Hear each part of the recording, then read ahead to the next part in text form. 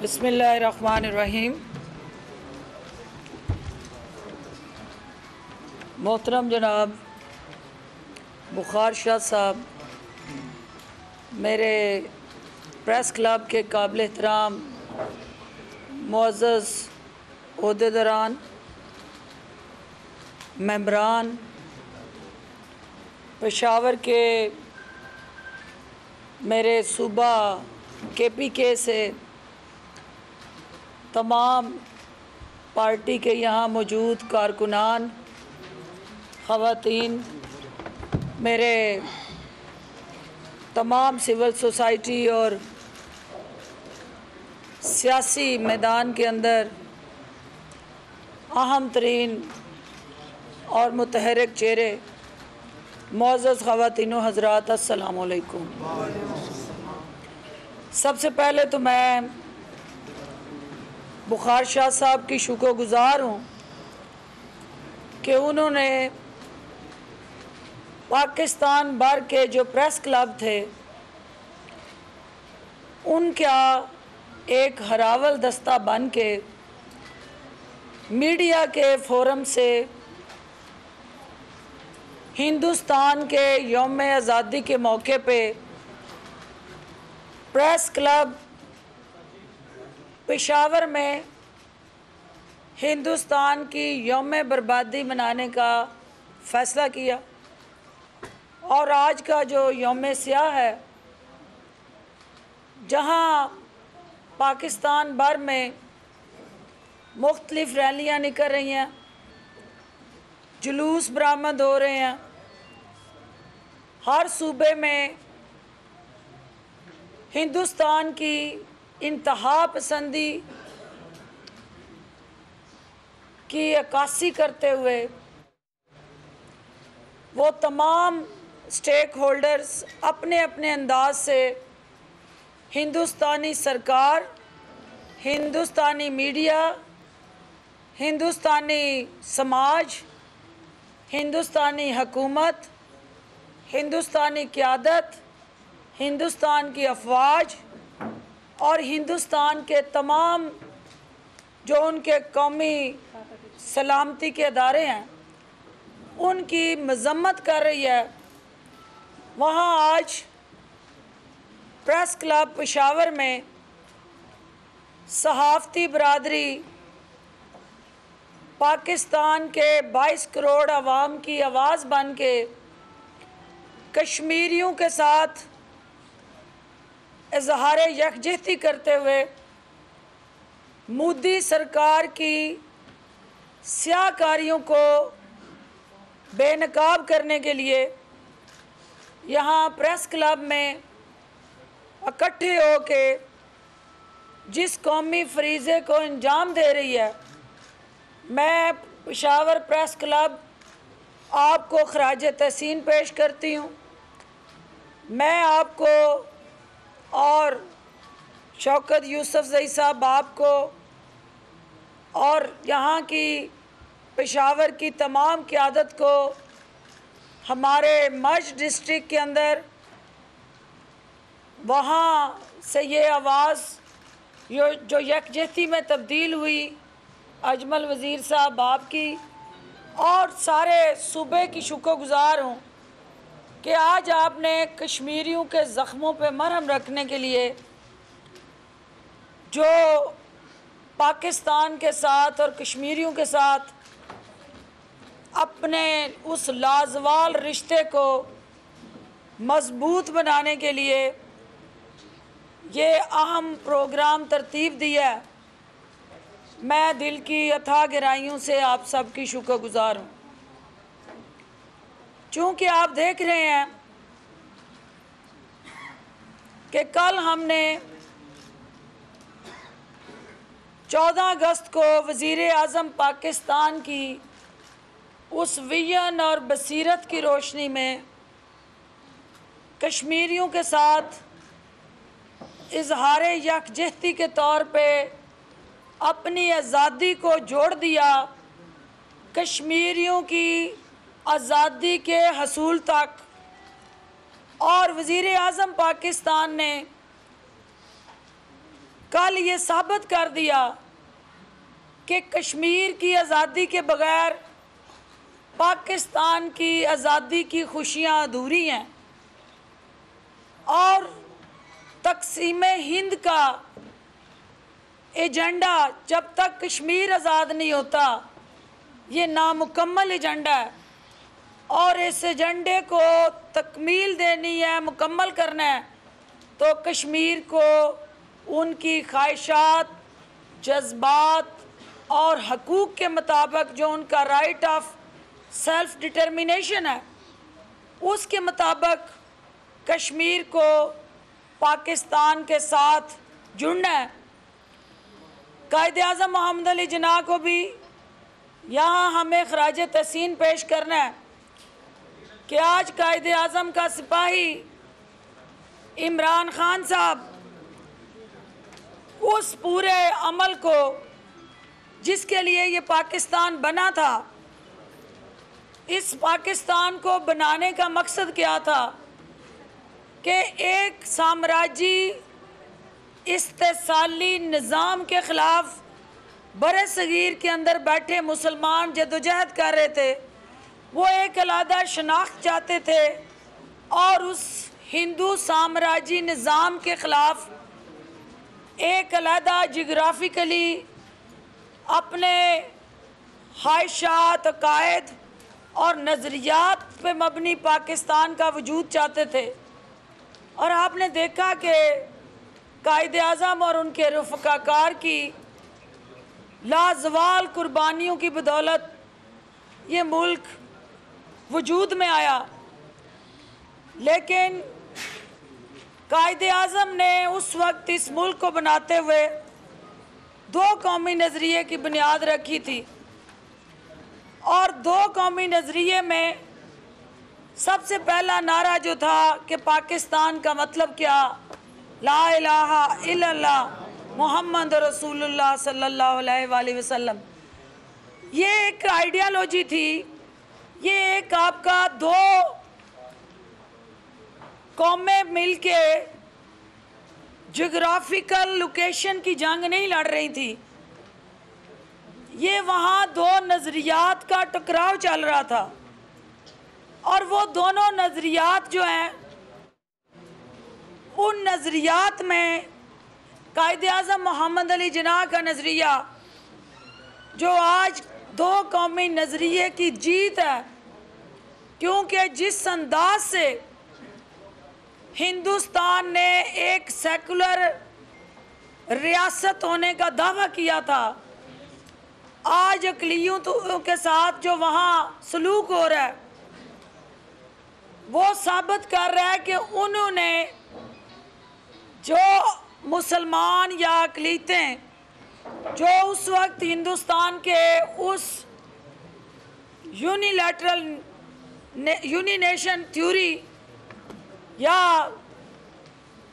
अपने यकनुकाती नज़रिया जो अखंड भारत का नारा था उसको जो सपोर्ट करने वाले थे आज वो शर्मिंदा हैं, आज वो मायूस हैं, आज वो समझ गए हैं कि भारत अब स्वाय हिंदुइज़म के, स्वाय हिंदू सुपरमेसी के, स्वाय आरएसएस की जो नज़रियाती गुंडागर्दी है उसके बग़ैर या उसके अलावा कोई शख्स, कोई और अक़लियत, वो मुसलमान हूँ, वो सिख हूँ, वो क्रिश्चियन हूँ या दीगर माइनॉरिटीज़ हूँ, किसी के लिए हिंदुस्तान में कोई इंच जगह बाकी नहीं बची। सबसे ज़्यादा इस्तेसाल वहाँ जो कश्मीरियों का हो रहा है, जिसके लिए आज ये यौम सियाह मनाया जा रहा है। आज मोदी की जो तकरीर है, यौम आज़ादी के मौके पे जो उसने तकरीर की है,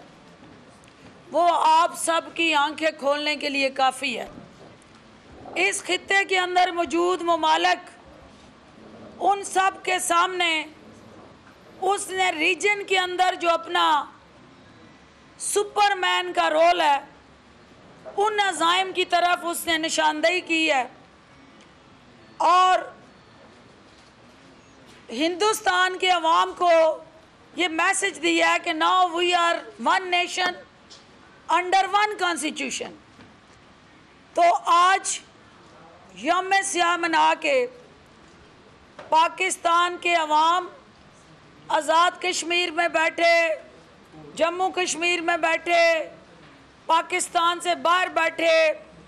वो तमाम लोग जो ये समझते हैं कि कश्मीरियों के साथ जुल्म हो रहा है, कश्मीरियों का इस्तेहसाल हो रहा है, और जिस निज़ाम के ख़िलाफ़ कायदे आज़म ने जंग लड़ी थी उस वक्त, वो निज़ाम अनफॉर्चुनेटली पाकिस्तान से उसका ख़ात्मा ना हो सका। वो निज़ाम हम पे दोबारा मुसल्लत हो गया, जिसको इमरान खान साहब ने 2018 के इलेक्शन में, मैं इस सूबे के गयूर और बाशऊर अवाम को सलाम पेश करने आई हूँ कि आपने 72 साला गला सड़ा निज़ाम जो पाकिस्तान की जड़ों में कैंसर की तरह सरायत किया हुआ था, आपने वज़ीर आज़म इमरान खान साहब को सपोर्ट करके ना सिर्फ PTI को आपने इक़्तिदार में लाने का ज़रिया बना ये सूबा, बल्कि आपने पूरे पाकिस्तान पे साने अजीम किया कि आपने कायद के नज़रिए को कायद के सिपाही के हवाले किया। और इमरान खान 1 साल में कायद के उस मिशन को, जिसमें क्या मिशन था कायद का कि इस मुल्क में जहां वो जदोजहद कर रहे थे कि मैं एक एनलाइटेंड मॉडरेट प्रोग्रेसिव पाकिस्तान बनाना चाहता हूं, जिसके अंदर रूल ऑफ लॉ हो, जिसके अंदर जस्टिस हो, जिसके अंदर इक्वल राइट्स इक्वल अपॉर्चुनिटीज़ हों, जिसके अंदर मेरिट हो, जिसके अंदर करप्शन के ऊपर ज़ीरो टॉलरेंस हो, जिसके अदारे बाख्तियार हों और जिसमें मुसावात हो। तो आज आप देख रहे हैं कि इमरान खान का दुश्मन, इमरान खान के सियासी इख्तलाफ के अंदर सबसे सामने खड़ा वही शख्स नज़र आएगा जो पाकिस्तान का दुश्मन था, जो जिन लोगों ने कायदे आज़म के नज़रियात को नहीं माना था, आज वही लोग इमरान खान के नज़रियात के आगे दीवार बन के खड़े हैं। ये क्रेडिट जाता है आपको KPK के, फाटा के बाशऊर सियासी बाशऊर अवाम को कि आपने इस मुल्क से मरूसी निज़ाम का हमेशा के लिए सफाया किया। आपने इस मुल्क से 2 ख़ानदानों की हुक्मरानी को, जो मरूसी सियासत थी, नस्ल दर नस्ल मुंतकिल होती थी, इस सूबे ने उन दोनों जमातों से निकल के तीसरे ऑप्शन के तौर पे वज़ीर आज़म इमरान खान पे एतमाद किया। तो मैं KPK वालों आपको ये कहने आई हूँ कि आपने जिस शख्स को वोट दिया था, उस शख्स ने आपकी इमानत की पासदारी करते हुए कल आपने देखा कि किस तरह से आज़ाद जम्मू कश्मीर असम्बली में आपकी वोट की ताकत बोली है। जिसके पीछे अवाम होते हैं, जिसका कोई नज़रिया होता है, वो डट जाता है, वो अल्लाह के अलावा किसी के आगे नहीं झुकता। तो आपका लीडर वज़ीर आज़म पाकिस्तान कल जिस तरह से उन्होंने हिंदुस्तानी क़यादत को ललकार के ये पैगाम दिया है, कश्मीर की लाइन ऑफ कंट्रोल पे खड़े होके कि मोदी ज़हन में रखना कि हम जंग के कायल नहीं हैं, लेकिन अगर तुमने हमारी गैरत को ललकारा तो फिर हर ईंट का जवाब पत्थर से देंगे। तो मैं यहाँ ये कहने आई हूँ कि पत्थर जो है वो भी आपको पता कौन से वाले पत्थर से, हमारा बीइंग अ मुस्लिम, हम जिस शख्स को शैतान समझते हैं उसको कंकरियाँ मार के तस्कीन महसूस करते हैं, और हमारे मजहबी फरीज़े में शैतान को कंकरियाँ मारना बाइसे सवाब है। तो दुनिया के दौरे हाजिर के सबसे बड़े शैतान मोदी को ये कौम कंकरियां मार के उस ईंट का जवाब जो पत्थर से मिलेगा, इसको दुनिया में कहीं जगह नहीं मिलेगी। क्योंकि दुनिया में जहाँ जहाँ मुसलमान बसता है, जहाँ जहाँ कायदे आज़म के सिपाही और इमरान खान के चाहने वाले बसते हैं, वो अपनी इस पाक सरजमीन की हिफाजत के लिए मोदी की शैतानी जहनीत को मलियामेट करने के लिए बेचैन और बेताब है। आपने देखा कि एक तरफ आपका वज़ीर आज़म पाकिस्तान का वो बैन अल-अक़वामी सतह पे मज़लूम कश्मीरियों का मुकदमा लड़ने की जदोजहद है, तो उस जदोजहद ने कल जब कौमी सलामती कमेटी में ये फैसला हुआ और पार्लियामेंट के जॉइंट रेजोल्यूशन ने उसको सपोर्ट किया कि पाकिस्तान कौमी सलामती के इस इनिशिएटिव को यूएन सिक्योरिटी काउंसिल में लेके जाए, तो कुछ ऐसी आवाज़ें भी उठी जिन्होंने उसका मजाक उड़ाया। लेकिन आपके लीडर ने पूरी डिटर्मिनेशन से अपनी उस काज को सपोर्ट करने के लिए हिम्मत नहीं हारी,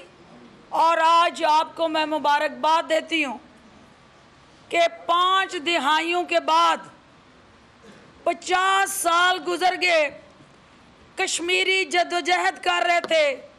कट रहे थे, मर रहे थे, शहादतें उठा रहे थे, लहू लुहान था कश्मीर, लेकिन कभी यूएन की सिक्योरिटी काउंसिल ने इस स्पेसिफिक इशू पे इजलास नहीं बुलाया। ये आपके वोट का तकद्दुस है के पीके वालों कि इमरान खान ने इस कौमी इशू पे दुनिया को झंझोड़ा और उस नेशनल सिक्योरिटी काउंसिल का इजलास होने जा रहा है, और जो सबसे बड़ा तर्जमान था हिंदुस्तान का खित्ते में रूस, उसने पहली दफ़ा हिंदुस्तान की हमायत की बजाय एक काज को सपोर्ट किया है, और वो काज क्या है कि यूएन की अपनी बनाई गई 11 करारदादें जिनको फाड़ के रद्दी की टोकरी में फेंक के मोदी ने यक तरफा एक गैर जमहूरी तरीके से मकरू अमल किया और हिंदुस्तान के अपने आइन पे खुदकुश हमला किया, अपनी सुप्रीम कोर्ट की